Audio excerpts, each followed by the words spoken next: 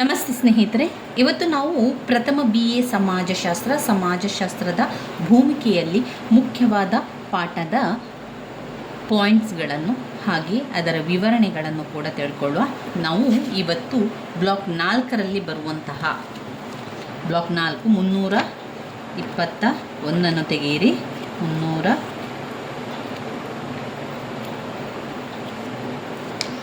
321ರಿಂದ block 4 ಬರ್ತದೆ. Block 4ರಲ್ಲಿ ಆನುವಂಶಿಕತೆ ಮತ್ತು ಪರಿಸರ ತುಂಬಾ ಮುಖ್ಯವಾದಂತಹ ಪ್ರಶ್ನೆಯಾಗಿದೆ. ನಾವು ಅದರ ಬಗ್ಗೆ ತಿಳ್ಕೊಳ್ಳುವ. ಆನುವಂಶಿಕತೆ ಮತ್ತು ಅದರ ಜೊತೆಗೆ ಪರಿಸರದ ಬಗೆಗಳು ಕೂಡ ಇದೆ.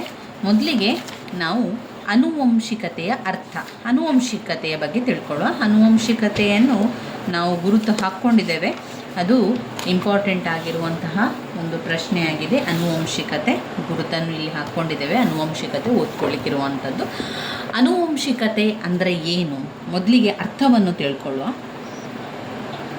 ಆನುವಂಶಿಕತೆ ಅಂತ ಹೇಳಿದರೆ ವಂಶಪಾರಂಪರಿಕವಾಗಿ ಬರುವಂಥದ್ದು. ವಂಶಪಾರಂಪರಿಕವಾಗಿ ತನ್ನ ಹೆತ್ತವರಿಂದ ಬರುವಂತಹ ನಮ್ಮ ಲಕ್ಷಣಗಳು, ಗುಣಲಕ್ಷಣಗಳನ್ನು ನಾವು ವಾಗಿ ಬಂದಿರುವಂಥದ್ದು ಅಂತ ಹೇಳುವಂಥದ್ದು ಆನುವಂಶಿಕತೆ. ಆನುವಂಶಿಕತೆ ಎನ್ನುವಂಥದ್ದು ಹಿಂದಿನ ನಮ್ಮ ಅಜ್ಜಂದಿರ ಅಜ್ಜಿಯಂದಿರ ಕಾಲದಿಂದಲೂ ನಮಗೆ ಬಂದಿರುವಂತಹ ಗುಣಲಕ್ಷಣಗಳು. ಅಜ್ಜಿಯವರಿಂದ ಅವರ ಮಕ್ಕಳಿಗೆ, ಅವರ ಮಕ್ಕಳಿಂದ ಅವರ ಮಕ್ಕಳಿಗೆ, ಈ ರೀತಿಯಾಗಿ ಬಂದಿರುವಂಥದ್ದೇ ಆನುವಂಶಿಕತೆ ಅಂತ ಹೇಳುವಂಥದ್ದು. ವಂಶಪಾರಂಪರಿಕವಾಗಿ ತನ್ನ ಹೆತ್ತವರಿಂದ ಬಂದಿರುವಂತಹ ವಿಶಿಷ್ಟ ಗುಣಲಕ್ಷಣಗಳೇ ಆನುವಂಶಿಕತೆಯಾಗಿರುವಂಥದ್ದು. ಇಂತಹ ಗುಣಲಕ್ಷಣಗಳು ತಂದೆ ತಾಯಿಯರಿಂದ ಮಕ್ಕಳಿಗೆ ಹೇಗೆ ವರ್ಗಾವಣೆಗೊಳ್ಳುತ್ತದೆ ಎಂಬುದನ್ನು ತಿಳಿದುಕೊಳ್ಳುವಂಥದ್ದು ಆನುವಂಶಿಕತೆ ವಿಜ್ಞಾನವಾಗಿದೆ. ಹಾಗಾದರೆ ಆ ಒಂದು ಗುಣಲಕ್ಷಣಗಳೆಲ್ಲ ಹೇಗೆ ಬರ್ತದೆ? ತಂದೆ ತಾಯಿಯರಿಂದ ಮಕ್ಕಳಿಗೆ ಎಲ್ಲ ಗುಣಲಕ್ಷಣಗಳು ಹೇಗೆ ಅದು ವರ್ಗಾವಣೆಯಾಗುತ್ತದೆ ಎನ್ನುವಂಥ ತಿಳಿದುಕೊಳ್ಳುವಂಥದ್ದು ಇದೆಯಲ್ಲ, ಅದು ಆನುವಂಶಿಕತೆಯ ವಿಜ್ಞಾನದಲ್ಲಿ ನಾವು ತಿಳ್ಕೊಳ್ಳುವಂಥದ್ದು. ಅದು ಜೀವನದ ಎಲ್ಲ ವಿಷಯಗಳನ್ನು ಅದು ಪ್ರಭಾವಿಸ್ತದೆ. ಆನುವಂಶಿಕತೆಯ ಶಾಸ್ತ್ರವು ಆಧುನಿಕ ತಳಿಶಾಸ್ತ್ರವಾಗಿದ್ದು ಭೌತಿಕ ಗುಣಲಕ್ಷಣವನ್ನು ನಮ್ಮ ತಂದೆ ತಾಯಿಯವರಿಂದ ಅದು ಮಕ್ಕಳಿಗೆ ವರ್ಗಾವಣೆಗೊಳ್ಳುವುದನ್ನು ತಿಳಿಸ್ತದೆ. ವರ್ತನಾ ಆನುವಂಶಿಕ ಶಾಸ್ತ್ರ ಇತ್ತೀಚೆಗೆ ಕೆಲವು ಕಡೆಗಳಲ್ಲಿ ಬರುವಂಥದ್ದು ವರ್ತನಾ ಆನುವಂಶಿಕತೆ ಶಾಸ್ತ್ರ ಎನ್ನುವಂಥದ್ದು. ಇದು ವರ್ತನೆಗೆ ಸಂಬಂಧಿಸಿದ ಲಕ್ಷಣ, ವರ್ತನೆಗೆ ಸಂಬಂಧಿಸಿದ ಲಕ್ಷಣ ವರ್ಗಾವಣೆಯಾಗುವಂಥದ್ದು. ಈಗ ನಾವೊಂದು ವರ್ತನೆಯನ್ನು ಮಾಡ್ತಾ ಇರ್ತೇವೆ. ಆವಾಗ ನಮ್ಮ ಅಜ್ಜಂದಿರು ಹೇಳ್ಬೋದು, ನನ್ನ ಮಗ ಕೂಡ ಇದೇ ರೀತಿಯಾಗಿ ಮಾಡ್ತಾ ಇದ್ದ, ನನ್ನ ಮಗಳು ಕೂಡ ಇದೇ ರೀತಿಯ ಲಕ್ಷಣಗಳು ಇತ್ತು, ಅದೇ ರೀತಿ ನೀನು ಕೂಡ ಮಾಡ್ತಾ ಇದ್ದೀಯ ಅಂತ ಎಷ್ಟೋ ಮನೆಗಳಲ್ಲಿ ಹೇಳುವುದನ್ನು ನಾವು ಕೇಳಿರ್ಬೋದು. ಅವನು ಅದೇ ರೀತಿ ಮಾಡ್ತಾ ಇದ್ದ, ಅದೇ ರೀತಿ ವರ್ತನೆ ಮಾಡ್ತಾ ಇದ್ದ, ಅವನಿಗೆ ಅದೇ ರೀತಿ ಸಿಟ್ಟು ಇತ್ತು, ಆ ಸಿಟ್ಟೇ ನಿನಗೆ ಬಂದಿದೆ, ನೀನು ಅಜ್ಜಿಯ ಥರ ಸಿಟ್ಟು ಪಡ್ತೀಯ, ನೀನು ಅಜ್ಜಿಯ ಥರನೇ ವರ್ತನೆ ಇದೆ ನಿನಗೆ ಅಂತ ಹೇಳುವಂಥದ್ದು. ಈ ವರ್ತನೆ ವರ್ಗಾವಣೆಗೊಳ್ಳುವಂಥದ್ದನ್ನು ವರ್ತನಾ ಆನುವಂಶಿಕ ಶಾಸ್ತ್ರ ಅಂತ ಹೇಳುವಂಥದ್ದು. ಇತ್ತೀಚಿನ ದಶಕದಲ್ಲಿ ಒಂದು ಜೀವಕೋಶವನ್ನು ಇನ್ನೊಂದು ಜೀವಕೋಶದೊಂದಿಗೆ ಸೇರಿಸಿ ವರ್ಗಾಯಿಸಲಾದ ಜೀವಕೋಶದಿಂದ ಹೊಸ ಗುಣಲಕ್ಷಣಗಳನ್ನು ಪಡೆಯುವ ವಿಧಾನ ಕೂಡ ಬಂದಿದೆ. ಈಗ ಒಂದು ಜೀವಕೋಶ ಮತ್ತೊಂದು ಜೀವಕೋಶ ಇರ್ತದೆ, ಆ ಎರಡು ಜೀವಕೋಶದಲ್ಲಿ ಬೇರೆ ಬೇರೆ ಲಕ್ಷಣಗಳಿರ್ತದೆ ಅಲ್ವಾ. ವರ್ಗಾಯಿಸಲಾದಂಥ ಈ ಒಂದು ಜೀವಕೋಶದಿಂದ ಹೊಸ ಗುಣಲಕ್ಷಣಗಳನ್ನು ಪಡೆದುಕೊಳ್ಳುವಂಥದ್ದು ಈಗ ಹೊಸ ವಿಧಾನವಾಗಿರುವಂಥದ್ದು. ವರ್ಗಾಯಿಸಲಾದ ಜೀವಕೋಶದಿಂದ ಹೊಸ ಗುಣಲಕ್ಷಣಗಳನ್ನು ಕಂಡುಕೊಳ್ಳುವಂಥದ್ದು ಈಗ ಆ ಒಂದು ಶಾಖೆಯನ್ನು ಏನು ಹೇಳ್ತಾರೆ, ಆನುವಂಶಿಕತೆಯ ಎಂಜಿನಿಯರಿಂಗ್ ಅಂತ ಕರೀತಾರೆ. ಯಾಕಂದರೆ ಹೊಸತನ್ನು ಕಂಡುಹಿಡಿಯುವಾಗ ಅದನ್ನು ನಾವು ಆನುವಂಶಿಕತೆ ಎಂಜಿನಿಯರಿಂಗ್ ಅಂತ ಕರೆಯುವಂಥದ್ದು. ವ್ಯಕ್ತಿಗಳು ತಮ್ಮ ಹೆತ್ತವರನ್ನು, ತಮ್ಮ ಪೂರ್ವಜರನ್ನು, ತನ್ನ ಸಂಬಂಧಿಕರನ್ನು ಹೋಲುವ ಗುಣವೇ ಆನುವಂಶಿಕತೆಯಾಗಿದೆ. ಒಂದು ನಿರ್ದಿಷ್ಟ ರೀತಿಯಲ್ಲಿ ನಾವು ನಮ್ಮ ಹೆತ್ತವರನ್ನು ಹೋಲ್ತಾ ಇರ್ತೇವೆ. ಮಕ್ಕಳು, ನಾವು ಹೇಳ್ತೇವೆ ಈ ಮಕ್ಕಳು ಹೆತ್ತವರನ್ನು ಈ ರೀತಿಯಾಗಿ ಹೋಲ್ತಾರೆ, ಈ ರೀತಿಯ ಗುಣಲಕ್ಷಣ ಅವರಲ್ಲಿದೆ ಎನ್ನುವಂಥದ್ದು. ಹೆತ್ತವರ ಗುಣಲಕ್ಷಣ ಮಕ್ಕಳಿಗೆ ವರ್ಗಾವಣೆಯಾಗುವುದರ ಮೂಲಕ ಆ ಒಂದು ಗುಣಲಕ್ಷಣಗಳು ಗೊತ್ತಾಗುವಂಥದ್ದು ಅಥವಾ ಗುಣಲಕ್ಷಣಗಳು ತಿಳ್ಕೊಳ್ಳುವಂಥದ್ದು. ಈ ಒಂದು ಗುಣಲಕ್ಷಣಗಳೆಲ್ಲ ಏನಾಗಿರ್ತದೆ, ನಮ್ಮ ತಂದೆ ತಾಯಿಯವರಿಂದ ಮಕ್ಕಳಿಗೆ ವಂಶವಾಹಿನಿಯ ಮುಖಾಂತರ ಅದು ವರ್ಗಾವಣೆ ಆಗ್ತದೆ ಹೋಗ್ತದೆ. ಈ ಪ್ರಕ್ರಿಯೆಯನ್ನು ಆನುವಂಶಿಕತೆ ಅಂತ ಕರೆಯುವಂಥದ್ದು. ಈ ಒಂದು ಜೈವಿಕ ಪ್ರಕ್ರಿಯೆ, ಇದು ಜೈವಿಕ ಪ್ರಕ್ರಿಯೆ. ಈ ಮುಖಾಂತರ ವ್ಯಕ್ತಿಗಳಿಗೆ ದೈಹಿಕವಾಗಿ ಮತ್ತು ಮಾನಸಿಕವಾದ ಗುಣಲಕ್ಷಣಗಳು ವರ್ಗಾವಣೆಗೊಳ್ತಾನೆ ಹೋಗ್ತದೆ. ವ್ಯಕ್ತಿ ತನ್ನ ಹೆತ್ತವರಿಂದ ಬಳುವಳಿಯಾಗಿ ಪಡೆದಂತಹ ಎಲ್ಲ ಶಾರೀರಿಕ ಮಾನಸಿಕ ಗುಣಲಕ್ಷಣಗಳನ್ನು ಆನುವಂಶಿಕತೆಯನ್ನು ಒಳಗೊಂಡಿರುವಂಥದ್ದು. ಅದೊಂದು ಜೈವಿಕ ಪ್ರಕ್ರಿಯೆಯಾಗಿರುವಂಥದ್ದು. ಇದರಲ್ಲಿ ಅವರು ಹೇಳುವಂತೆ ಆನುವಂಶಿಕತೆಯಾಗಿ ಲಕ್ಷಣಗಳೆಲ್ಲ ಬದಲಾವಣೆ ಆಗ್ತಾನೆ ಇರ್ತದೆ. ಹೆತ್ತವರಲ್ಲಿ ಒಬ್ಬರು ಬಿಳಿ ವರ್ಣದವರಾಗಿದ್ದು, ಒಬ್ಬ ತಂದೆ ಬಿಳಿ ಬಣ್ಣ, ತಾಯಿ ಕಪ್ಪು ಬಣ್ಣ ಆಗಿದ್ದರೆ, ಅಥವಾ ತಾಯಿ ಕಪ್ಪು ಬಣ್ಣ ಬಿಳಿ ಬಣ್ಣ ಆಗಿದ್ದರೆ, ಮಗು ಒಂದು ಬಿಳಿ ಬಣ್ಣದಲ್ಲಿರ್ತದೆ ಅಥವಾ ಒಂದು ಕಪ್ಪು ವರ್ಣದ್ದಾಗಿರ್ತದೆ. ದೇಹದ ರಚನೆ, ಚರ್ಮದ ಬಣ್ಣ, ಆರೋಗ್ಯ, ಎತ್ತರ, ಮುಖಲಕ್ಷಣಗಳು, ಲಿಂಗ, ಬುದ್ಧಿಮತ್ತೆ, ಮೂಗಿನ ಆಕಾರ, ತಲೆಯ ಆಕಾರ ಎಲ್ಲವೂ ಕೂಡ ನಿರ್ಧಾರವಾಗುವಂಥದ್ದು ಈ ಆನುವಂಶಿಕತೆಯಿಂದ. ಹಾಗೆಯೇ ಜನರು ಭಿನ್ನ ಭಿನ್ನವಾಗಿರಲು ಕಾರಣ ಸ್ವಲ್ಪ ಅಂಶ ವಿಭಿನ್ನವಾದ ಆನುವಂಶಿಕತೆ ಪ್ರಭಾವದಿಂದಲೂ ಕೂಡ, ಭಾಗಶಃ ಪರಿಸರದಿಂದಲೂ, ಭಾಗಶಃ ಎರಡೂ ವಂಶಗಳ ಪ್ರಭಾವಗಳಿಂದಲೂ ಕೂಡ ಈ ರೀತಿಯಾಗಿ ಆಗಿರ್ತದೆ. ಇದುವೇ ಆನುವಂಶಿಕತೆ ಎನ್ನುವಂಥದ್ದು. ಒಟ್ಟಿನಲ್ಲಿ ನಮಗೆ ತಂದೆ ತಾಯಿಯವರಿಂದ ವರ್ಗಾವಣೆಯಾಗುವಂತಹ ಗುಣಲಕ್ಷಣಗಳೇ ಆನುವಂಶಿಕತೆ ಆಗಿರುವಂಥದ್ದು. ಈ ಆನುವಂಶಿಕತೆಗಳು ಯಾವ ರೀತಿ ಆಗ್ತದೆ ಅಂತ ಅವರಲ್ಲಿ ಕೊಟ್ಟಿದ್ದಾರೆ. ನಾವು ಅದನ್ನು ಓದ್ತಾ ಹೋಗುವ. ಯಾಕಂದರೆ ನಮಗೆ ಆನುವಂಶಿಕತೆ ಅಂತ ಬಂದಾಗ ಈ 5 ಅಂಕಕ್ಕೆ ಆನುವಂಶಿಕತೆ ಅಂತ ಬರ್ತದೆ. ಆವಾಗ ನಾವೇನು ಮಾಡಬೇಕು, ಈ ಆನುವಂಶಿಕತೆಯ ಅರ್ಥವನ್ನು ಸಂಪೂರ್ಣವಾಗಿ ಬರೀಬೇಕು. ಅಂದರೆ ವರ್ಗಾವಣೆ ಆಗುವಂಥದ್ದು ತಲಾಂತರದಿಂದ, ವಂಶಾವಳಿಯಿಂದ ನಮಗೆ ಗುಣಲಕ್ಷಣಗಳು ವರ್ಗಾವಣೆ ಆಗುವಂಥದ್ದನ್ನು ಆನುವಂಶಿಕತೆ ಅಂತ ಕರೆಯುವಂಥದ್ದು. ತಂದೆ ತಾಯಿಯವರಿಂದ ಮಕ್ಕಳಿಗೆ ವರ್ಗಾವಣೆಯಾಗುವಂತಹ ಈ ಗುಣಲಕ್ಷಣಗಳನ್ನು ಆನುವಂಶಿಕತೆ ಅಂತ ಕರೆಯುವಂಥದ್ದನ್ನೆಲ್ಲ ಬರೀರಿ. ನಂತರ ಅದು ಯಾವ ರೀತಿ ವರ್ಗಾವಣೆ ಆಗ್ತದೆ, ಆ ಒಂದು ವಂಶವಾಹಿನಿಯ ಪಾತ್ರ ಏನು, ಅದು ಶರೀರದಲ್ಲಿ ಯಾವ ರೀತಿಯ ಬದಲಾವಣೆಗಳಾಗಿ ನಮಗೆ ಆ ಗುಣಲಕ್ಷಣಗಳು ವರ್ಗಾವಣೆ ಆಗ್ತದೆ ಎನ್ನುವಂಥದ್ದನ್ನು ಅವರು ಸಂಪೂರ್ಣವಾಗಿ ಇಲ್ಲಿ ಕೊಟ್ಟಿದ್ದಾರೆ. ಯಾವ ರೀತಿ ಮಗು ಜನನ ಆಗುವಂಥದ್ದು ಅಥವಾ ಮಗುವಿನ ಒಂದು ಲಿಂಗ ಯಾವ ರೀತಿ ಬದಲಾವಣೆ ಆಗ್ತದೆ ಎನ್ನುವಂಥದ್ದನ್ನೆಲ್ಲ ಅವರು ಕೊಟ್ಟಿದ್ದಾರೆ. ಒಂದು ಜೀವಕೋಶದ ರಚನೆ ಯಾವ ರೀತಿ ಆಗ್ತದೆ ಅದನ್ನೆಲ್ಲ ಅವರು ಕೊಟ್ಟಿರೋದ್ರಿಂದ ಅದನ್ನೆಲ್ಲ ನಾವು ಓದ್ತಾ ಹೋಗುವ. ಸ್ವಲ್ಪ ನಮಗೆ ಆ ವಿಚಾರಗಳು ಗೊತ್ತಿದ್ದರೆ 5 ಅಂಕಕ್ಕೆ ಬಂದಾಗ ನಾವು ಎಲ್ಲವನ್ನು ಕೂಡ ಬರಿತಾ ಹೋದರೆ ಆಯಿತು. ಸಾಧಾರಣ 5 ಅಂಕಕ್ಕೆ ಅವರು ಕೊಟ್ಟಾಗ 1-1.5 ಪುಟದಷ್ಟು ನಾವು ಉತ್ತರಗಳನ್ನು ಬರೆದ್ರೆ ಆಯಿತು.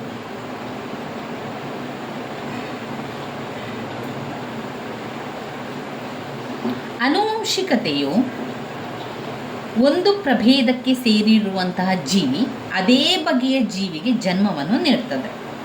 ತಂದೆ ತಾಯಿಗಳ ರಕ್ತ ಅವರ ಸಂತತಿಗಳಲ್ಲಿ ಹರಿಯುತ್ತದೆ ಮತ್ತು ಅವರ ರಕ್ತದ ಮಿಶ್ರಣವೇ ಆನುವಂಶಿಕತೆಗೆ ಕಾರಣವಾಗಿರುವಂಥದ್ದು. ಈ ರಕ್ತದ ಮೂಲಕವೇ ನಮಗೆ ಆನುವಂಶಿಕತೆ ಬರುವಂಥದ್ದು. ನಮಗೆ ಆ ರಕ್ತದಲ್ಲಿ ಆ ಗುಣಲಕ್ಷಣಗಳೆಲ್ಲ ಇರ್ತದಲ್ವ, ಆ ಮುಖಾಂತರ ನಮಗೆ ಬರುವಂಥದ್ದು. ನಮ್ಮ ತಂದೆ ತಾಯಿಯವರ ರಕ್ತ ನಮ್ಮ ಶರೀರದಲ್ಲಿ ಹರಿತಾ ಇರ್ತದೆ, ಅಥವಾ ನಮ್ಮ ಶರೀರದಲ್ಲಿರುವ ರಕ್ತ ನಮ್ಮ ಮಕ್ಕಳ ಶರೀರದಲ್ಲಿ ಇರುವಂಥದ್ದು ಆನುವಂಶಿಕತೆಗೆ ಕಾರಣ ಆಗಿರುವಂಥದ್ದು. ಮುಖ್ಯವಾಗಿ ಅದು ಪ್ರತಿರೂಪದಿಂದ ಪ್ರತಿರೂಪವೇ ಜನ್ಮ ತಾಳುವಂಥದ್ದು. ಮೊದಲೇ ಜನರು ಅದೇ ರೀತಿಯಾಗಿ ನಂಬಿದ್ರು. ಪ್ರತಿರೂಪದಿಂದ ಪ್ರತಿರೂಪ ಆ ಲಕ್ಷಣವನ್ನು ಹೊಂದಿರುವಂತಹ ತಂದೆ ತಾಯಿಯವರಲ್ಲಿ ಅದೇ ಲಕ್ಷಣವನ್ನು ಹೊಂದಿರುವಂತಹ ಮಕ್ಕಳೇ ಹುಟ್ಟುವಂಥದ್ದು. ಸ್ವಲ್ಪ ಬದಲಾವಣೆಗಳಿರ್ಬೋದಷ್ಟೇ ಹೊರತು ಹೆಚ್ಚಿನ ಲಕ್ಷಣಗಳೆಲ್ಲ ಅವರ ತಂದೆ ತಾಯಿಗಳಿಂದಲೇ ಬರುವಂಥದ್ದು. ಆದರೆ ಮೆಂಡೆಲ್ ಮತ್ತು ಇತರ ವಿಜ್ಞಾನಿಗಳು ಏನು ಹೇಳ್ತಾರೆ, ಅವರು ಆಳವಾದ ಅಧ್ಯಯನವನ್ನು ಮಾಡ್ತಾರೆ, ಬೇರೆ ಬೇರೆ ಪ್ರಯೋಗಗಳನ್ನೆಲ್ಲ ಮಾಡ್ತಾರೆ. ಆ ಮುಖಾಂತರ ಅವರು ಹೇಳುವಂಥದ್ದೇನು ಅಂತ ಹೇಳಿದರೆ, ಇಂದು ಆನುವಂಶಿಕತೆಯ ವಂಶಾವಳಿಗಳ ಅಥವಾ ಗುಣಾಣುಗಳ ಮೂಲಕ ಪೀಳಿಗೆಯಿಂದ ಪೀಳಿಗೆ ವರ್ಗಾವಣೆಗೊಳ್ಳುವುದೆಂದು ದೃಢಪಟ್ಟಿದೆ. ಅವರು ಹೇಳ್ತಾರೆ, ತಂದೆ ತಾಯಿಯಿಂದ ಗುಣಲಕ್ಷಣಗಳು ವರ್ಗಾವಣೆ ಆಗ್ತದೆ, ಆದರೆ ಆ ಆನುವಂಶಿಕತೆಯು ವಂಶವಾಹಿಗಳ ಅಥವಾ ಗುಣಾಣುಗಳ ಮೂಲಕ, ಆ ಗುಣಾಣು ಅಂತ ಹೇಳ್ತೇವೆ, ಆಮೇಲೆ ವರ್ಣತಂತುಗಳು, ವಂಶವಾಹಿಗಳು, ಅದರ ಮುಖಾಂತರ ಅಲ್ಲಿ ಲಕ್ಷಣಗಳು ಉಂಟಾಗುವಂಥದ್ದು ಅಂತ ಅವರು ಹೇಳ್ತಾರೆ. ಅದು ಪೀಳಿಗೆಯಿಂದ ಪೀಳಿಗೆಗೆ ವರ್ಗಾವಣೆ ಆಗುವಂಥದ್ದು.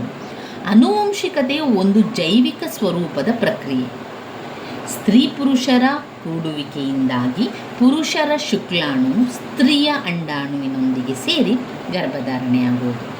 ಇದು ಮುಂದೆ ಪ್ರತ್ಯೇಕ ಜೀವಿಯಾಗಿ ರೂಪುಗೊಳ್ಳುವ ಒಂದು ಪ್ರಪ್ರಥಮ ಏಕಕೋಶ ಜೀವಿ, ಏಕಜೀವಕೋಶ ಜೀವಿ, ಏಕಜೀವಕೋಶವಾಗಿರುವಂಥದ್ದು ಒಂದು ಜೀವಕೋಶ. ಅದು ಏಕಜೀವಕೋಶ. ಅದರಲ್ಲೂ ಕೂಡ ತುಂಬಾ ಬದಲಾವಣೆಗಳಿದೆ. ಏಕಜೀವಕೋಶ, ದ್ವಿಜೀವಕೋಶಗಳಲ್ಲಾಗುವಂಥದ್ದು. ಇದು ಪ್ರಪ್ರಥಮವಾಗಿ ಏನಾಗ್ತದೆ ಅಂತ ಹೇಳಿದರೆ ಏಕಜೀವಕೋಶವಾಗಿ ಮಾರ್ಪಡ್ತದೆ.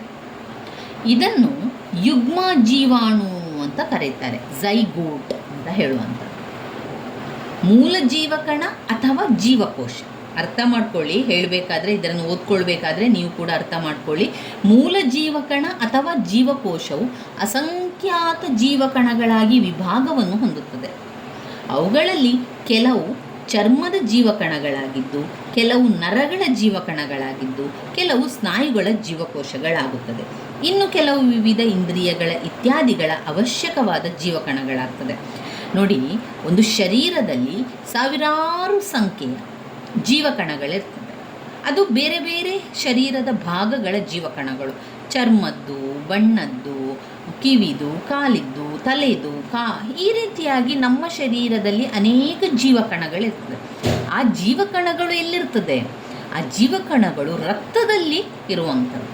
ಆ ಜೀವಕಣಗಳೇನಾಗ್ತದೆ, ಒಂದು ಮಗು ಜನನ ಆದಾಗ ಆ ಮಗುವಿಗೆ ಸಿಕ್ಕಿದಾಗ ಆ ಮಗುವಿಗೆ ತಂದೆ ತಾಯಿಯವರ ಒಂದು ಗುಣಲಕ್ಷಣಗಳೆಲ್ಲ ಆ ಜೀವಕಣಗಳ ಮುಖಾಂತರ ಸಿಗ್ತಾನೆ ಹೋಗ್ತದೆ. ಕೆಲವು ಜೀವಕಣಗಳು ಸಿಗ್ತದೆ, ಇನ್ನು ಕೆಲವು ಜೀವಕಣಗಳು ಇರೋದಿಲ್ಲ. ಕೆಲವು ಲಕ್ಷಣಗಳಿರ್ತದೆ, ಇನ್ನು ಕೆಲವು ನಮ್ಮ ಲಕ್ಷಣಗಳು ಅವರಲ್ಲಿ ಇರುವುದಿಲ್ಲ.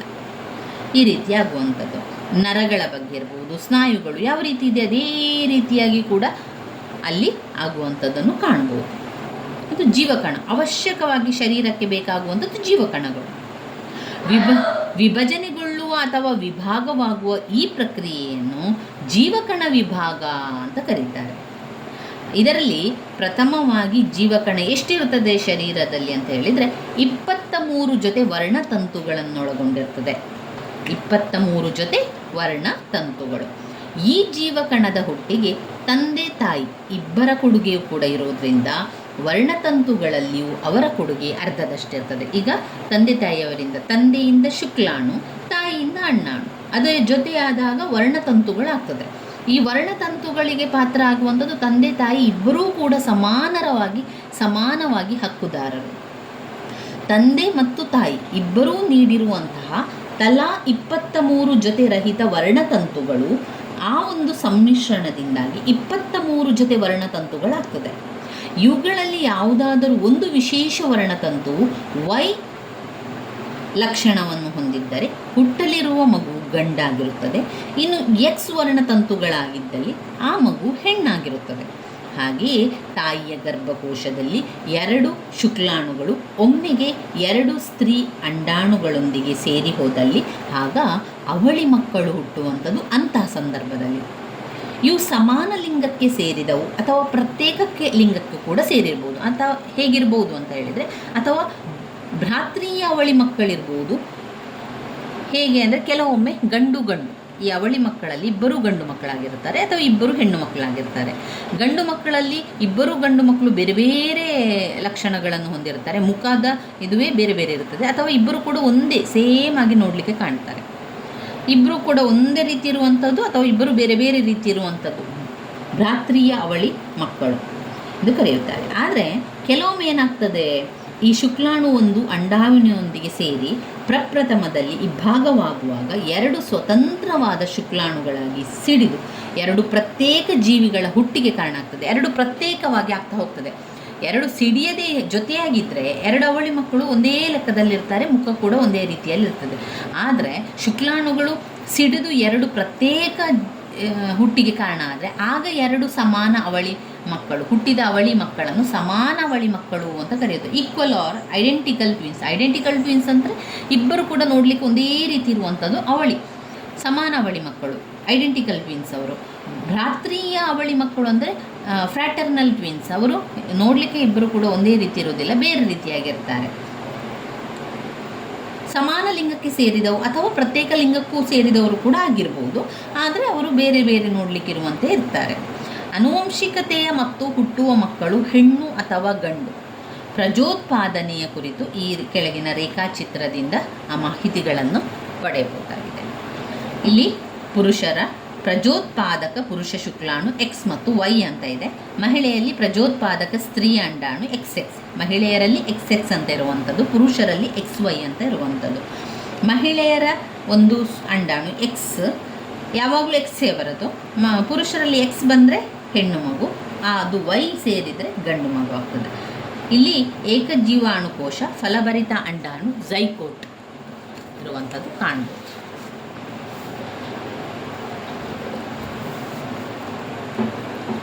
ಎಕ್ಸ್ ಮತ್ತು ವೈ ವರ್ಣತಂತುಗಳನ್ನು ಲಿಂಗವರ್ಣತಂತುಗಳೆಂಬುದಾಗಿ ಕರೀತಾರೆ. ಹಲವಾರು ವರ್ಷಗಳಿಂದ ಜೀವಶಾಸ್ತ್ರಜ್ಞರು ಮಾನವರಲ್ಲಿ 24 ಜೊತೆ ಅಥವಾ 40 ವರ್ಣತಂತುಗಳಿದ್ದೆ ಎಂಬುದಾಗಿ ನಂಬಿದ್ದರು. ಆದರೆ ನಂತರ 1950ರ ಕೊನೆಯ ಅವಧಿಯಲ್ಲಿ ನಡೆಸಿದ ಅಧ್ಯಯನ ಸಂಶೋಧನೆಯ ಪ್ರಕಾರ 46 ಸಾಮಾನ್ಯವಾದ ಸಂಖ್ಯೆ ಎಂಬುದನ್ನು ದೃಢಪಡಿಸಿದರು. ಅವುಗಳಲ್ಲಿ ಅರ್ಧ ಭಾಗ ತಂದೆಯಿಂದ, 23 ವರ್ಣತಂತುಗಳು ತಂದೆಯಿಂದ, ಮತ್ತೆ 23 ತಂತುಗಳು ತಾಯಿಯಿಂದ ಸೇರಿ ಒಟ್ಟು 46 ಆಗಿರುತ್ತದೆ. ಜೀವಕೋಶಗಳು ಜೀವದ್ರವ್ಯ ಅಥವಾ ಪ್ರಥಮ ಜೀವನಾರಂಭ ರಸದಿಂದ ಉಂಟಾಗಿ ಜೀವಕೋಶದಲ್ಲಿರುವಂಥ ವರ್ಣತಂತುಗಳಿರ್ತದೆ. ವರ್ಣತಂತು ಒಂದು ದಾರದಂತಿರೋ ರಚನೆಯಾಗಿದ್ದು ಜೀವಕಣದ ಜೀವಕೋಶದಲ್ಲಿರ್ತದೆ. ನೋಡಿ, ಒಂದು ದಾರದಂತಿರುವಂಥದ್ದು ವರ್ಣತಂತುಗಳು. ಈಗ ಈ ಆವರಣ ಅಂತ ಇದೆಯಲ್ಲ, ಅದಕ್ಕೆ ಪ್ರಥಮ ಜೀವನಾರಂಭ ರಸ ಅಂತ ಹೇಳುವಂಥದ್ದು. ಎರಡನೆಯ ಭಾಗ ಬೀಜಕೋಶ. ಈ ಬಳ್ಳಿಯ ರೀತಿ ಇರುವಂಥದ್ದು ವರ್ಣತಂತುಗಳು, ಅದರಲ್ಲಿ ಸಣ್ಣ ಸಣ್ಣ ಸಣ್ಣದು ಕಾಣ್ತದೆ, ಅದು ವಂಶವಾಹಿಗಳಾಗಿರ್ತದೆ. ವರ್ಣತಂತು ಒಂದು ದಾರದಂತಿರುವ ರಚನೆಯಾಗಿದ್ದು ಜೀವಕಣದ ಬೀಜಕೋಶದಲ್ಲಿರ್ತದೆ. ವರ್ಣತಂತುಗಳು DNA ಎಂದು ಕರೆಯಲಾದ ಆನುವಂಶಿಕ ಗುಣಗಳನ್ನು ಸಾಗಿಸಲು ಕಾರಣವಾದ ಒಂದು ರೀತಿಯ ನ್ಯೂಕ್ಲಿಕ್ ಆಮ್ಲವನ್ನು ಶೇಖರಿಸಿಕೊಂಡು ಜೀವಕೋಶವು ವಿಭಜನೆಗೊಳ್ಳುತ್ತಾ ಪುನರುತ್ಪಾದನೆಗೊಳ್ಳುವ ವೇಳೆ DNA ಕಣಗಳನ್ನು ಸಾಗಿಸುತ್ತದೆ. DNAಯು ವಂಶಾವಳಿಯಿಂದ ರಚಿಸಲ್ಪಟ್ಟಿದೆ ಮತ್ತು ಕ್ರಮೇಣ ವರ್ಣತಂತುಗಳನ್ನು ಪೂರೈಸುತ್ತದೆ. ತಂದೆ ಅಥವಾ ತಾಯಿಯರ ಕೊಡುಗೆ ನೀಡಿದ ಪ್ರತಿಯೊಂದು ವರ್ಣತಂತು ಅದೇ ಸೂಕ್ಷ್ಮವಾದ ಜೀವವಿರುವ ಕಣಗಳನ್ನು ಹೊಂದಿದ್ದು ಅವುಗಳನ್ನು ವಂಶವಾಹಿ ಅಥವಾ ಗುಣಾಣುಗಳು ಅಂತ ಕರೀತೇವೆ. ಈ ವಂಶವಾಹಿಯು DNA ಕಣದ ಒಂದು ಚಿಕ್ಕ ಭಾಗವಾಗಿದ್ದು ವಂಶಪಾರಂಪರೆಯ ಮೂಲಭೂತ ಘಟಕವಾಗಿದೆ.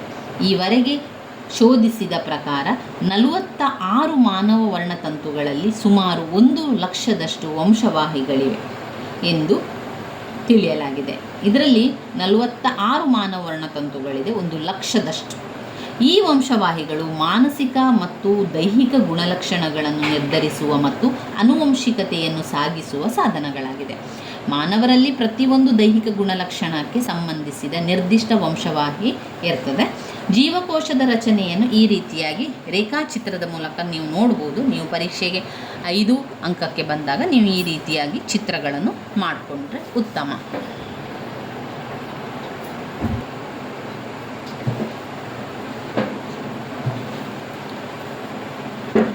ಎರಡು ವಂಶವಾಹಿಗಳು ಒಂದೇ ರೀತಿಯಾಗಿದ್ದರೆ ಮಗು ಅದೇ ಗುಣವನ್ನು ಹೊಂದುತ್ತದೆ. ಆದರೆ ಅವೆರಡು ಬೇರೆ ಬೇರೆ ರೀತಿಯದ್ದಾಗಿದ್ದರೆ ಅವೆರಡರಲ್ಲಿ ಪ್ರಭಾವಶಾಲಿಯಾಗಿರುವಂತಹ ಯಾವ ಅಂಶ ಗುಣಲಕ್ಷಣಗಳು ಪ್ರಭಾವಶಾಲಿಯಾಗಿರ್ತದೆ ಅದುವೇ ಆ ಒಂದು ಶರೀರಕ್ಕೆ ಸಿಗುವಂಥದ್ದು. ಉದಾಹರಣೆಗೆ ತಂದೆ ತಾಯಿ ಇಬ್ಬರು ಬಿಳಿ ವರ್ಣದವರಾಗಿದ್ದಾರೆ ಮತ್ತು ವಂಶಾವಳಿಗಳು ಬಿಳಿ ವರ್ಣವೇ ಆಗಿ ಮಕ್ಕಳು ಕೂಡ ಬಿಳಿ ವರ್ಣದಲ್ಲಿ ಹುಟ್ಟುತ್ತಾರೆ. ಇನ್ನು ಬಿಳಿ ವರ್ಣದವರಾಗುವ ಎಲ್ಲ ಸಾಧ್ಯತೆಗಳೇ ಇರುವಂಥದ್ದು. ಆದರೆ ಹೆತ್ತವರಲ್ಲಿ ಯಾರಾದರೂ ಒಬ್ಬರು ಬಿಳಿ ವರ್ಣ ಮತ್ತೊಬ್ಬರು ಕಪ್ಪು ವರ್ಣದ ಅಂದರೆ ಕಪ್ಪು ಬಣ್ಣದಲ್ಲಿದ್ದರೆ ಅಥವಾ ಕಪ್ಪಾಗಿದ್ದರೆ ಅವರಲ್ಲಿ ಆ ಒಂದು ವಂಶಾವಳಿ ಹೆಚ್ಚು ಯಾವೊಂದು ಪ್ರಮುಖವಾಗಿ ಹೆಚ್ಚು ಪ್ರಭಾವ ಯಾವುದು ಬೀರ್ತದೆ ಆ ಗುಣವೇ ಆ ಒಂದು ಮಗುವಿಗೆ ಕೂಡ ಬರುವಂಥದ್ದು.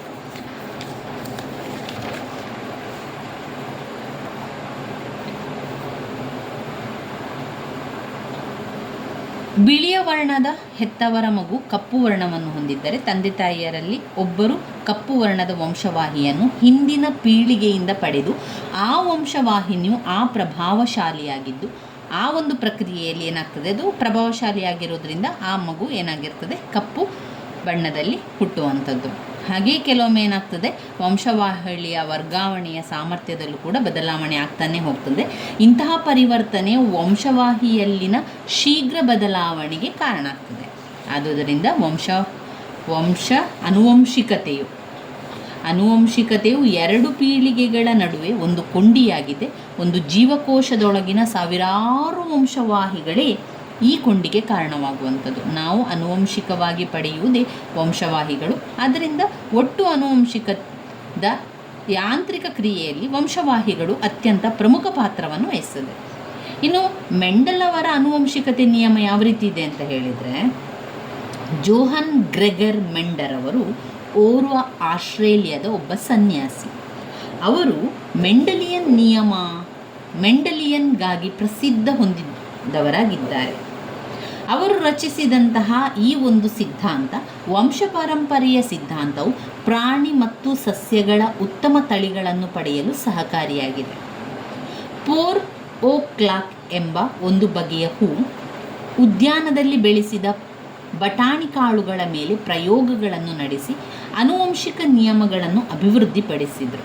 ಅನೇಕ ಪೀಳಿಗೆಗಳಿಂದ ಪರಸ್ಪರ ಘೋಷಿಸುವ ಮೂಲಕ ಪ್ರಾರಂಭದಲ್ಲಿ ಅವರು ಶುದ್ಧ ಬಿಳಿ ಮತ್ತು ಕೆಂಪು ಹೂಗಳನ್ನು ಪಡೆದುಕೊಂಡರು. ನಂತರ ಆ ಹೂಗಳನ್ನು ಮಿಶ್ರ ಮಾಡಲಾಯಿತು. ಪರಿಣಾಮವಾಗಿ ಅದೇನಾಯಿತು, ಅಡ್ಡ ಜಾತಿಯ ಅಥವಾ ಸಂಕರ ಗಿಡವಾಗಿ ಹೈಬ್ರಿಡ್ ಕೆಂಪು ಹೂಗಳನ್ನು ನೀಡಿತು. ಪುನಃ 2 ಮಿಶ್ರ ಮಾಡಿ ಕೆಂಪು ಹೂವಿನ ಗಿಡಗಳನ್ನು ಅಡ್ಡ ಜಾತಿಗೆ ಒಳಪಡಿಸಿದಾಗ ಅವುಗಳಿಂದ ಬಿಳಿ, ನಸುಗೆಂಪು, ಕೆಂಪು ಬಣ್ಣದ ಹೂಗಳು ಕಂಡುಬಂದವು. ಈ ಪ್ರಯೋಗದಿಂದ ಏನಾಯಿತು, ಶುದ್ಧವಾದ ಬಿಳಿ ಅಥವಾ ಕೆಂಪು ವರ್ಣದ ಹೂಗಿಡದಲ್ಲಿ ಪೂರ್ಣವಾಗಿ ಬಿಳಿಯಾದ ಅಥವಾ ಕೆಂಪಾದ ಹೂಗಳು ನೋಡಬಹುದು. ಹಾಗೆ ನಸುಗೆಂಪು ವರ್ಣದ ಮಿಶ್ರ ಜಾತಿಯ ಹೂಗಿಡದಲ್ಲಿ 3 ಬಗೆಯ ಹೂಗಳನ್ನು ಕಾಣಬಹುದೆಂಬ ವಿಷಯವೂ ಕೂಡ ಸ್ಪಷ್ಟವಾಯಿತು. ಇಲ್ಲಿ ಮೆಂಡರ್ ಅವರು ಪ್ರಾಣಿ ಮತ್ತು ಸಸ್ಯಕ್ಕೆ ಈ ಪ್ರಯೋಗವನ್ನು ಮಾಡ್ತಾ ಹೋದರು. ಇನ್ನೊಂದು ಪ್ರಯೋಗದಲ್ಲಿ ಏನು ಮಾಡಿದ್ರು ಅವರು ಅಂತ ಹೇಳಿದರೆ, ದುಂಡಾಗೆ ಇದ್ದಂತಹ ಬಟಾಣಿ ಕಾಳಿನೊಂದಿಗೆ ಸುಕ್ಕಾಗಿದ್ದ ಬಟಾಣಿಗಳನ್ನು ಮಿಶ್ರ ಮಾಡಿದರು. ಬಂದ ಮಿಶ್ರಣ ಜಾತಿಯ ಕಾಳಿನಲ್ಲಿ ಒಂದು ಲಕ್ಷಣ ಎದ್ದು ಕಾಣುವಂತಿತ್ತು. ಮೆಂಡೆಲ್ ಅದನ್ನು ಪ್ರಧಾನ ಗುಣ ಎಂಬುದಾಗಿಯೂ ಮತ್ತು ವ್ಯಕ್ತವಾಗದಿದ್ದ ಸುಕ್ಕುಗಟ್ಟಿದಂತಹ ಲಕ್ಷಣವನ್ನು ಗುಪ್ತ ಗುಣ ಎಂದು ಕರೆದರು. ಈ ಸಂಕರ ಜಾತಿಯ ಬಟಾಣಿ ಕಾಳನ್ನು ಪುನಃ ಅಡ್ಡ ಬೆರೆಸಿದಾಗ 3 ದುಂಡು ಬಟಾಣಿ ಕಾಳುಗಳಿಗೆ 1 ಸುಕ್ಕಾದ ಬಟಾಣಿ ಕಾಳಿನ ಪ್ರಮಾಣದಲ್ಲಿ ಹೊಸ ಸಂತಾನಗಳು ತಲೆದೋರಿದವು. ಅಂದರೆ ಒಬ್ಬ ವ್ಯಕ್ತಿ ವಿಭಿನ್ನ 2 ವಂಶವಾಹಿಗಳನ್ನು ತಂದೆ ತಾಯಿಗಳಿಂದ ಪಡೆದಾಗ ಅವುಗಳಲ್ಲಿ ಪ್ರಧಾನ ಅಥವಾ ಪ್ರಬಲವಾಗಿರುವ ಗುಣ ಮಾತ್ರ ಎದ್ದು ಕಾಣುವಂಥದ್ದು ಎಂದು ಅಧ್ಯಯನ ಸಾಬೀತುಪಡಿಸುತ್ತದೆ. ಮೆಂಡರ್ ಅವರು ಈ ರೀತಿಯಾಗಿ ಹೇಳ್ತಾ ಹೋದರು. ಇನ್ನು ಮೆಂಡೆಲ್ರವರು ಇಲಿಗಳ ಮತ್ತು ಇತರ ರೋಮಗಳುಳ್ಳ ಪ್ರಾಣಿಗಳ ಮೇಲೆ ಕೂಡ ಪ್ರಯೋಗವನ್ನು ಮಾಡಿದರು. ಬಿಳಿ ಬಣ್ಣಕ್ಕಿಂತ ಕಪ್ಪು ಬಣ್ಣ, ಗುಂಗುರು ಕೂದಲಿಗಿಂತ ನಯವಾದ ಕೂದಲು, ಉದ್ದನೆಯ ಕೂದಲಿಗಿಂತ ಗಿಡ್ಡಗಿದ್ದ ಕೂದಲ ಪ್ರಬಲ ಲಕ್ಷಣ ಹೊಂದಿರ್ತದೆ. ಅದೇ ರೀತಿ ಮಾನವರಲ್ಲಿ ಕೂಡ ನೀಲಿ ವರ್ಣದ ಕಣ್ಣುಗಳಿಗಿಂತ ಕಂದು ವರ್ಣದ ಕಣ್ಣುಗಳು ಪ್ರಬಲವಾಗಿರ್ತದೆ. ಕಂದು ಬಣ್ಣದ ಕಣ್ಣುಗಳುಳ್ಳ ಪುರುಷನು ನೀಲಿ ಬಣ್ಣದ ಕಣ್ಣುಗಳುಳ್ಳ ಸ್ತ್ರೀಯನ್ನು ವಿವಾಹವಾದಾಗ ಮಕ್ಕಳಲ್ಲಿ 2 ಬಣ್ಣದ ಕಣ್ಣುಗಳನ್ನು ನೋಡಬಹುದು. ಅದರಲ್ಲಿ ಕಂದು ಬಣ್ಣ ಪ್ರಧಾನವಾಗಿರ್ತದೆ, ನೀಲಿ ಬಣ್ಣ ಗುಪ್ತವಾಗಿರ್ತದೆ.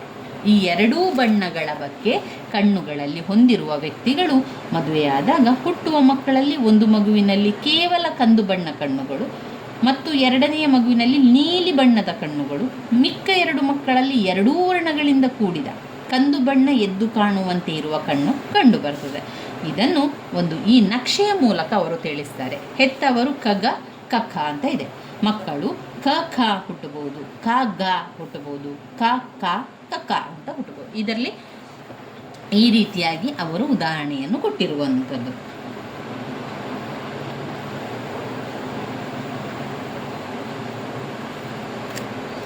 ಈ ಮೆಂಡರ್ ಅವರ ನಿಯಮ ಇದೆಯಲ್ಲ, ಕೃಷಿಗಾರರಿಗೆ ಮತ್ತು ಪಶುಗಳ ಹೊಸ ತಳಿಗಳನ್ನು ಉತ್ಪಾದನೆಗೊಳಿಸುವವರಿಗೆ ತುಂಬಾ ಪ್ರಯೋಜನಕಾರಿ ಆಗ್ತಾನೂ ಇದೆ. ಹಾಗೆಯೇ ಸಸ್ಯಗಳ ಮತ್ತು ಪ್ರಾಣಿಗಳ ಅನುವಂಶೀಯ ರಚನೆಯು ಕೂಡ ಪ್ರಯೋಗಗಳಿಗೆ ಸುಲಭವಾಗಿ ಲಭ್ಯ ಆಯಿತು. ಇದರಿಂದಾಗಿ ಸರಳವೂ ಕೂಡ ಆಗಿದೆ.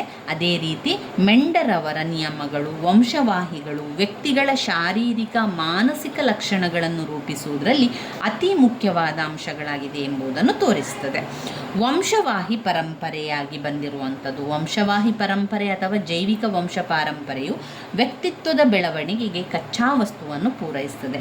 ಕಚ್ಚಾ ವಸ್ತುಗಳು ವಿಭಿನ್ನ ರೀತಿಯಲ್ಲಿ ರೂಪಿತವಾಗಿರುತ್ತದೆ. ಎಲ್ಲ ಸಾಮಾನ್ಯ ಮಾನವರಲ್ಲಿ ಕೆಲವು ನಿರ್ದಿಷ್ಟ ಜೈವಿಕ ಹೋಲಿಕೆಗಳಿರ್ತದೆ. ಆದರೂ ವಂಶವಾಹಿ ಪರಂಪರೆ ಅಥವಾ ಜೈವಿಕ ಲಕ್ಷಣಗಳು ಪ್ರತಿಯೊಬ್ಬ ವ್ಯಕ್ತಿಯಲ್ಲೂ ವಿಶಿಷ್ಟವಾಗಿರ್ತದೆ. ಇದರರ್ಥ ಬೇರ್ಯಾವುದೇ ವ್ಯಕ್ತಿ ಯಥಾರ್ಥವಾಗಿ ಒಂದೇ ಬಗೆಯ ಜೈವಿಕ ಲಕ್ಷಣಗಳನ್ನು ಹೊಂದಿರುವುದಿಲ್ಲ ಎಂಬುದಾಗಿ. ಮಾನವ ವ್ಯಕ್ತಿತ್ವವು ವಂಶವಾಹಿ ಪರಂಪರೆ ಅಥವಾ ಜೈವಿಕ ಲಕ್ಷಣಗಳಿಂದಲೇ ರೂಪಿತವಾಗಿದೆ ಎಂಬುದನ್ನು ಅನೇಕ ವರ್ಷಗಳಿಂದ ಜನರು ನಂಬಿದರು.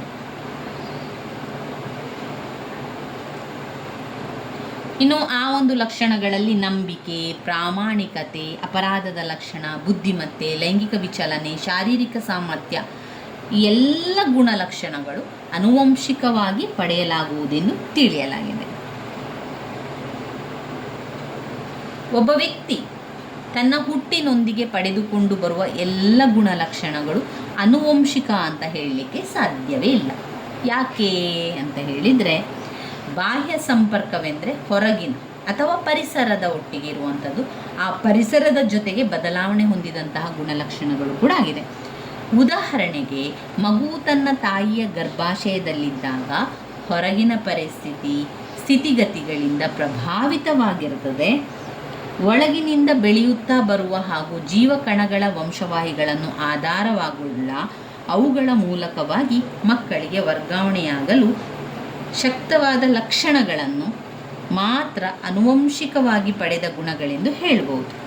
ಯಾವ ಗುಣಲಕ್ಷಣಗಳು ವಾಸ್ತವವಾಗಿ ಮುಂದುವರಿದುಕೊಂಡು ವಂಶಪಾರಂಪರೆಯಾಗಿ ಬರುತ್ತದೆ ಎಂಬುದನ್ನು ಅದರ ಅನುಭವ ಇದ್ದಾಗ ಮಾತ್ರ ಅದನ್ನು ನಿರ್ಧರಿಸಬಹುದು.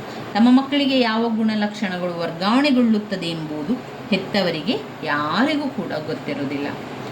ಅದರಲ್ಲಿ ಇವರು H.S. ಜೆನ್ನಿಂಗ್ ಅವರ ಪ್ರಕಾರ ಲಿಂಗ, ಕಣ್ಣುಗಳ, ಕೂದಲಿನ, ಚರ್ಮದ ಬಣ್ಣ, ಕೂದಲಿನ ರೂಪ, ಹಂಚಿಕೆ, ಬೆರಳಚ್ಚು, ಕೈ ಕಾಲು ರಚನೆ, ಹಸ್ತ ಪಾದ, ದೇಹದಾಢ್ಯತೆ, ರಕ್ತದ ರಾಸಾಯನಿಕ ಸಮ್ಮಿಶ್ರಣ, ರಕ್ತದ ಗುಂಪು, ರಸಗ್ರಂಥಿಗಳ ಪ್ರಕಾರಗಳು, ಪಂಚೇಂದ್ರಿಯಗಳು, ಅವುಗಳ ಸಾಮರ್ಥ್ಯ, ಮೆದುಳಿನ ಸಾಮರ್ಥ್ಯ, ಶರೀರದ ಶಕ್ತಿ ಸಾಮರ್ಥ್ಯ, ದೌರ್ಬಲ್ಯ, ರೋಗಗಳಿಗೆ ಬಲಿಯಾಗುವಿಕೆ, ರೋಗ ನಿರೋಧಕ ಶಕ್ತಿ, ಇದೆಲ್ಲ ಕೂಡ ಕಟ್ಟುನಿಟ್ಟಾಗಿ ವಂಶವಾಹಿಗಳ ಮೂಲಕ ಮಕ್ಕಳಿಗೆ ವರ್ಗಾವಣೆಗೊಳ್ಳುತ್ತದೆ. ಹಾಗೆಯೇ ಅಧ್ಯಯನಗಳ ಪ್ರಕಾರ ಭೌತಿಕ ಅಥವಾ ಶಾರೀರಿಕ ಚಟುವಟಿಕೆಗಳು ಸಮಾಜದಲ್ಲಿ ಜನರಿಂದ ಉನ್ನತೀಕರಣಗೊಂಡಿರುವುದೆಲ್ಲವೂ ಮುಂದಿನ ಪೀಳಿಗೆಗೆ ವರ್ಗಾವಣೆಗೊಳ್ಳುವುದಿಲ್ಲ.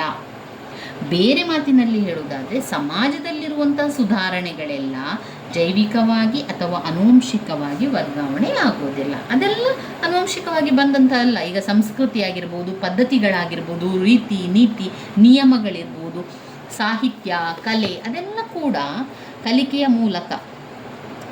ಮೂಲಕ ಬರುವಂಥದ್ದು. ಸಂಸ್ಕೃತಿಯ ಲಕ್ಷಣಗಳು ಅದು ಮುಂದಿನ ಪೀಳಿಗೆ ವರ್ಗಾವಣೆಗೊಳ್ಳುವುದು ಎಂಬುದಾಗಿದೆ. ಇದರರ್ಥ ಆನುವಂಶಿಕ ಬದಲಾವಣೆಗಳು ಉಂಟಾಗುವುದೇ ಇಲ್ಲ ಎಂದಲ್ಲ.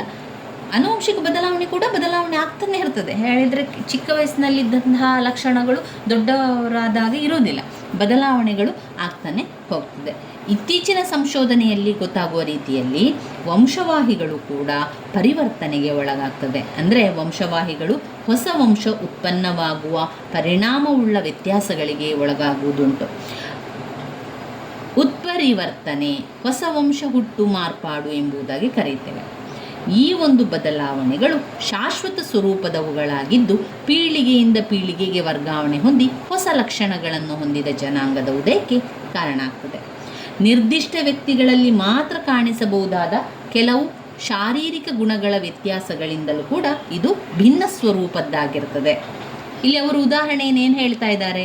ಕುಳ್ಳರ ಗುಂಪಿನಲ್ಲಿ ಕೆಲವು ವ್ಯಕ್ತಿಗಳು ಹೆಚ್ಚು ಕುಳ್ಳರಿರ್ಬೋದು, ಅಥವಾ ಕಪ್ಪು ಕಣ್ಣುಗಳನ್ನು ಹೊಂದಿರುವವರಲ್ಲಿ ಕೆಲವರ ಕಣ್ಣುಗಳು ಹೆಚ್ಚು ಕಪ್ಪಾಗಿರ್ಬೋದು. ಇದು ಸಾಧಾರಣ ವ್ಯತ್ಯಾಸವಾಗಿದ್ದು ಅಶಾಶ್ವತ ಸ್ವರೂಪದ್ದಾಗಿವೆ. ಆದರೆ ಪೀಳಿಗೆಯಿಂದ ಪೀಳಿಗೆಗೆ ಸಾಗಿದಂತೆ ಎತ್ತರದ ವ್ಯಕ್ತಿಗಳು ಕುಳ್ಳರಾಗುತ್ತಾ ಬಂದರೆ ನೀಲಿಯ ಕಣ್ಣು ಕಪ್ಪು ಆಗುತ್ತಾ ಬಂದರೆ ಈ ಬದಲಾವಣೆಯನ್ನು ಮಾರ್ಪಾಡು ಅಥವಾ ಉತ್ಪರಿವರ್ತನೆ ಅಂತ ಹೇಳ್ತೇವೆ. ಈ ರೀತಿ ಪೀಳಿಗೆಯಿಂದ ಪೀಳಿಗೆಗೆ ಬದಲಾವಣೆಗಳು ಕಂಡುಬಂದಲ್ಲಿ ಅದಕ್ಕೆ ಮುಖ್ಯ ಕಾರಣ ಏನು? ವಂಶಾವಳಿಗಳಲ್ಲಿ ಆಗಿರುವಂತಹ ಮಾರ್ಪಾಡುಗಳು ವಂಶವಾಹಿಗಳ ವರ್ಗಾವಣೆಯ ಪ್ರಕ್ರಿಯೆಯಲ್ಲಿರುವ ತಕ್ಷಣ ಅವುಗಳು ಬದಲಾವಣೆಗಳಾಗ್ತಾನೆ ಹೋಗ್ತದೆ. ಇಷ್ಟು ವಂಶವಾಹಿನಿಯ ಬಗ್ಗೆ ಆಯಿತು. ಇನ್ನು ಬರುವಂಥದ್ದು ಪರಿಸರದ ಬಗೆಗಳು, ವಂಶವಾಹಿಗಳು, ಆನುವಂಶಿಕತೆ ಮತ್ತು ಪರಿಸರ ಅಂತ ಕೊಟ್ಟಿದ್ದಾರೆ ಅವರಿಲ್ಲಿ. ಇನ್ನು ನಾವು ಪರಿಸರದ ಬಗೆಗಳ ಬಗ್ಗೆ ಮುಂದಿನ ವಿಡಿಯೋದಲ್ಲಿ ತಿಳ್ಕೊಳ್ಳೋ ಸ್ನೇಹಿತರೆ.